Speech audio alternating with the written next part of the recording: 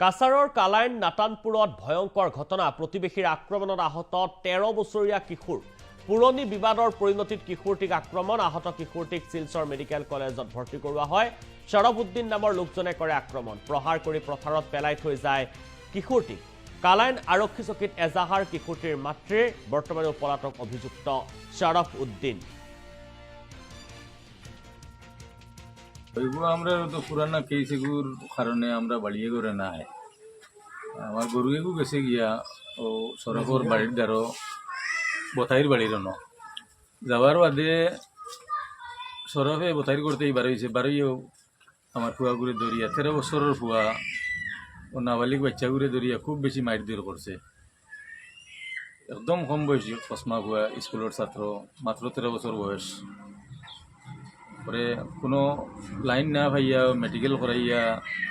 খালাইন medical থেকে refer দিছে শিলচারে আবার আরো উন্নত চিকিৎসা লাগে গুয়াহাটি যাবার লাগিয়া রেফার দিছে